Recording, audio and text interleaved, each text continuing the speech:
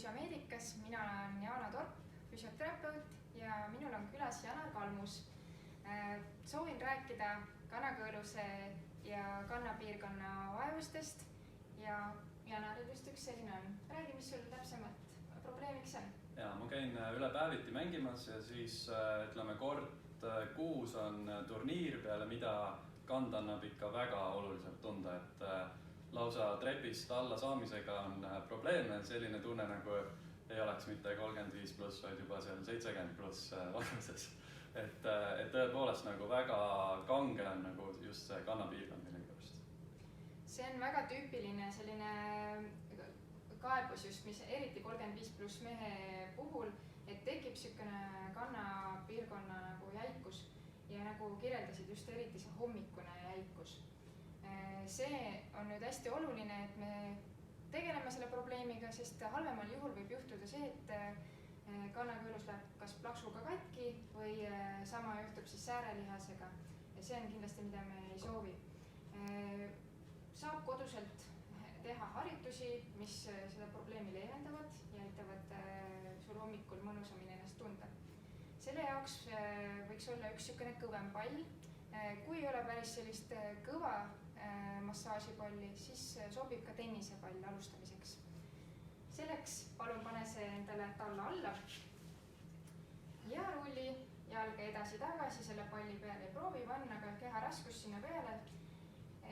Ja kui sa leiad mõne niisuguse valusama punkti, siis püsid seal rohkem peal. Ja just, ma vist näen, et sa juba leidsid. Ja võib väikseid edasi-tagasi liigutusi teha. Et seda võib teha isegi 1-2 minut, täiesti piisab. Ja hommikul esimese asjana kohvitassi kõrval rullid palli ja juba annab see tallalihastele rohkem elastsust ja võtab pinget kinnituskohtadelt kanna juurest maha. Kontoris oleks hea mõnetseda, tennisepalli. Kontoris võib laua all sellega teha, et see hoiab ka siis verevarustust aktiivsemana. Nii, ja teise asjana leia endale üks trepiaste. Kui elad korteris, et siis võib-olla saad trepikoota minna või leiad endale mõne sellist stabiilsema pingi. Astu siis sinna peale ja jätad kannad üle ääre, mõlemad enam-vähem võrdselt, niisuguse pool pöida ja lased siis kannad alla vajuda nii kaugele, kui sul lähevad ja tõused varvastele. Vajadusel hoiad siis kätega kuskilt tasakaalu kinni, kui saad, siis ilma. Ja ära sellist jõnksutamist tee, et lähed sujuvalt alla negatiivsesse nurka ja surud jälle ülesse. Mis tunne on? Ja annab tunda siin säärelihaste juures ja venitustunnet, eriti just ülesse surudes. Praegu alla surudes tunnen isegi kuidagi nagu enam. Rohkem.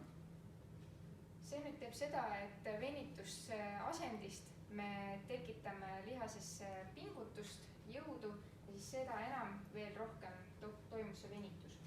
Nüüd ole hea, et tee seda ühe jalaga, teise jala võid lihtsalt kõrvale tõsta, maast lahti ja nüüd samamoodi siis üks jalg.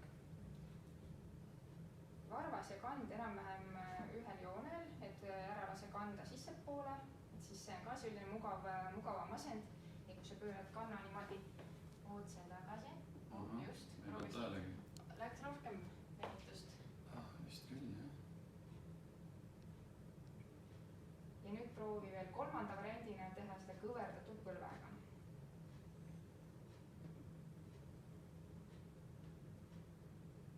Kõik on natuke erineva nurga alt. Kõiki 3 üle trepi harjutust võiksite teha 15 kordust, kokku siis 45 kordust. Ja see juba annab sellise mugavama kõndimise hommikuks. Et kõigepealt alustate palliga, siis trepiharjutused ja selline 75-sest saab jälle 35-ni. Ja kindlasti, mis eriti oluline on pärast siis treeningut, et me ei unustaks säärelihaseid ja kannakõõlusid venitada. Selleks palun toeta käed vastu seina, suru üks jalg taha, sirgelt, suru kanda maha ja hoia seda asendit. Kas sa tunned siin säärelihases venitust? Ja, päris oluliselt. Ja seda venitust kindlasti vähemalt 30 sekundit järjest, parem isegi kuni minut. Ja teise variandina kõverdad jälle põlve ja endiselt hoiad kanta vastu maad kas muutus midagi? No läks veel raskemaks. Veel raskemaks, just. Ja seda kindlasti mõlema jalaga, isegi kui ainult üks jalg annab tunda.